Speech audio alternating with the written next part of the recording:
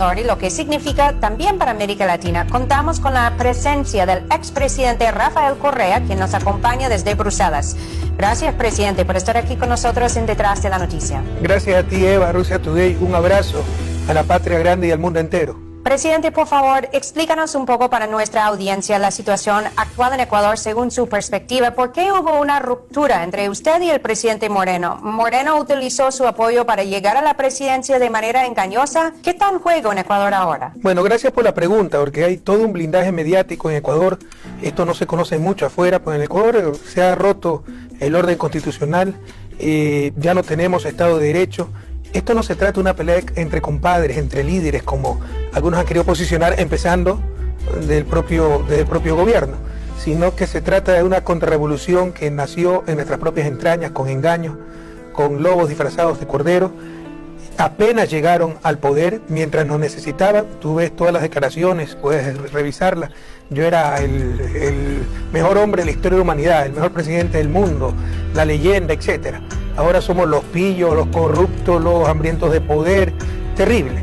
Pero no se trata solo de los insultos personales, se trata realmente de atentar contra las bases de la revolución. Por ejemplo, al criticar el manejo económico que ha sido excelente, que ha disminuido pobreza, desigualdad, y tratar de legitimar el neoliberalismo.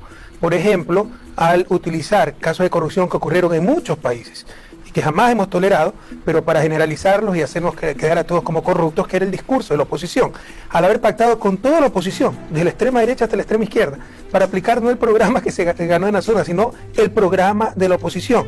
Precisamente esta consulta popular que se está discutiendo en Ecuador es el programa perdedor en las urnas. Entonces eso es lo más antidemocrático que hay, porque quieren aniquilar la revolución ciudadana. Y por supuesto, para lograr esto, pues Lenín Moreno sin nuestro apoyo jamás hubiera llegado.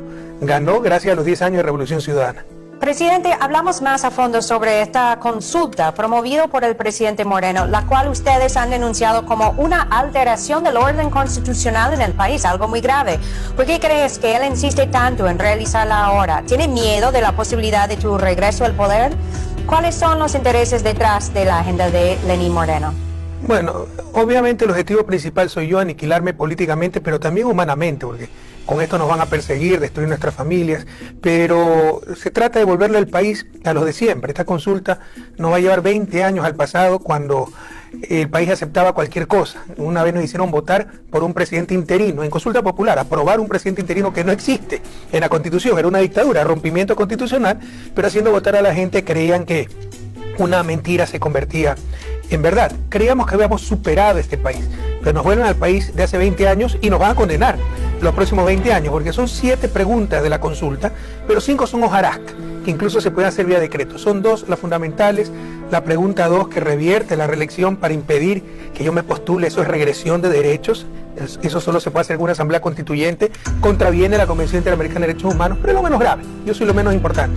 Es la pregunta 3, con la que captan el Consejo de Participación Ciudadana, que es el que nombra a todas las autoridades no electas democráticamente o por designación directa del presidente, básicamente las autoridades de control, que la van a reemplazar por delegados del Ejecutivo, le van a dar competencias que no tiene la Constitución, y con eso vamos a tener un Consejo Supremo, como en las dictaduras, manejado exclusivamente por el presidente, que va a la vez a controlar todas las funciones del Estado. Eso es lo que no entiende el pueblo ecuatoriano, eso es lo que no entiende América Latina.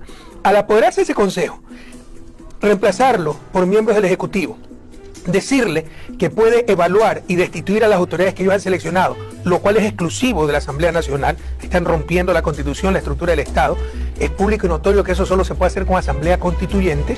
Al lograr eso, no podrán, se apoderarán de la función electoral, porque van a manejar el Consejo Nacional Electoral. Si no cumples lo que te digo, con mi Consejo de Participación te voto y te reemplazo. El Tribunal Contencioso Electoral, es decir, función electoral, pasa a mano del Ejecutivo. Función judicial, porque también podrán manejar el Consejo de Judicatura, que es seleccionado por este Consejo. Van a poder manejar al fiscal, que es mi juez natural. El fiscal me puede dictar orden de prisión y seguro van a poner un enemigo para evitar que yo regrese a mi patria, ¿no?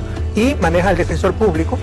Y se apoderan de la llamada función de control social y participación ciudadana con el propio Consejo de Participación, con las 6 superintendencias de compañías, de banco, poder de mercado, comunicación, etcétera, con el contralor, el juez de cuentas, el procurador y el defensor público. Pero además también pueden manejar la Corte Constitucional, que es seleccionada por este Consejo, que no tiene ni siquiera control por parte de la Asamblea, porque somos un Estado constitucional de derecho y la Corte Constitucional lo máximo, no tiene control ni de la Asamblea, pues la va a controlar este Consejo manejado por Carondelet, y a su vez también le quita las funciones de fiscalizar a la propia Asamblea. En otras palabras, se apropia de todos los poderes del Estado, lo cual rompe cualquier noción de democracia y, sobre todo, la definición de democracia que incluye división de poderes que está establecida en la Carta Democrática de la Organización de Estados Americanos. Ahora, presidente, si me permites, durante los últimos años de tu gestión hablaste sobre el peligro de la restauración conservadora en América Latina.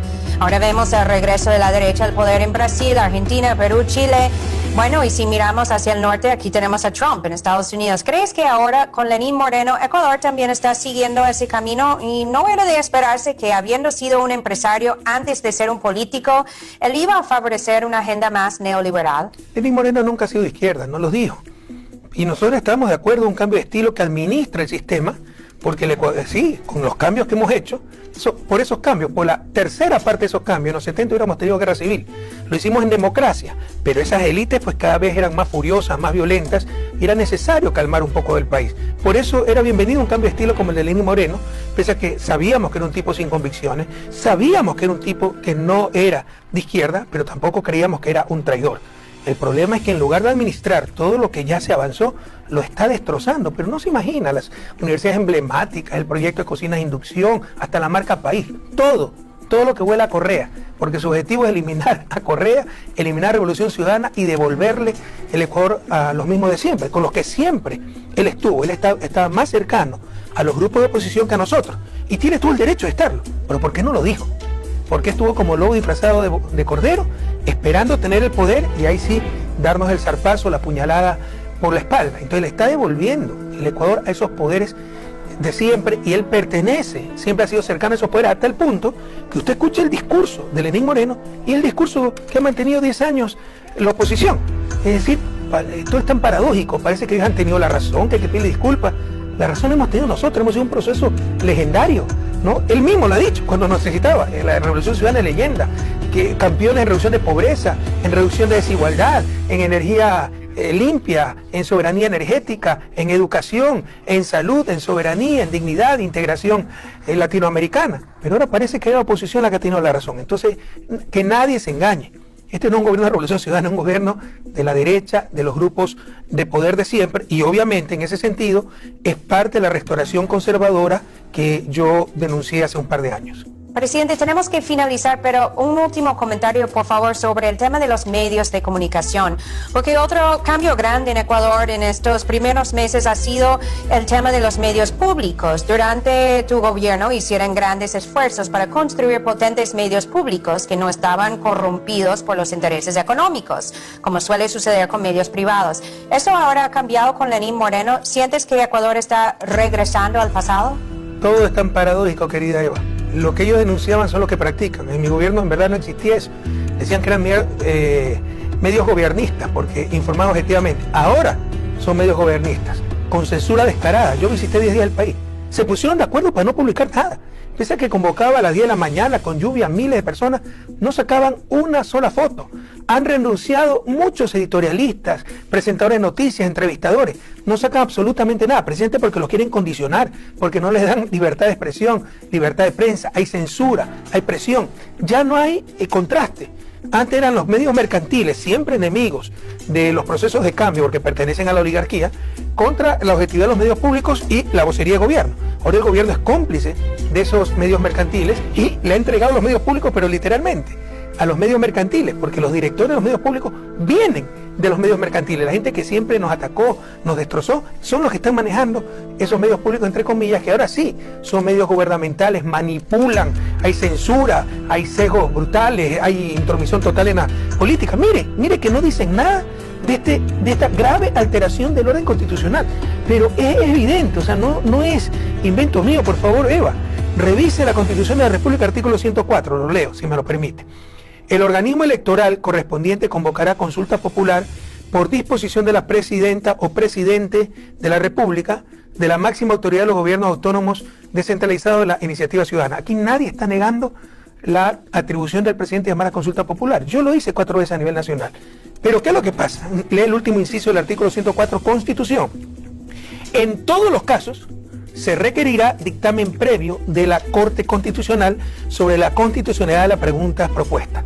Como sabían que el informe era negativo para las preguntas 2 o 3 porque se filtró ese informe presentado el 24 de noviembre, pese a que estaba convocada la sesión para el 5 de diciembre para tratar el informe de la jueza ponente y el 7 de diciembre finalizaba el plazo que tenía la Corte de acuerdo a las leyes, dicen el 29 de noviembre, no, ya se pasaron del plazo unilateralmente y ordenan directamente elecciones sin este dictamen constitucional. ¿Usted se imagina las reformas que están haciendo sin dictamen constitucional? Se acabó el Estado de Derecho. Presidente, tenemos que dejarlo hasta ahí, pero muchas gracias por acompañarnos hoy en Detrás de la Noticia en esta entrevista especial y exclusiva. La prensa internacional, autónoma, independiente, tiene que ayudarnos a romper ese cerco mediático. Hay un blindaje mediático total en Ecuador, hay censura, hay complicidad. Están todos unidos para destruir el Estado de Derecho con tal de destruir la correa de la Revolución Ciudadana, y esto lo tiene que saber el propio Ecuador, que no tiene buena fuente de información, América Latina y el mundo entero. Confiamos en periodistas como usted, Eva, confiamos en Russia Today. Muchas gracias por esta entrevista. Estamos muy agradecidos por su presencia.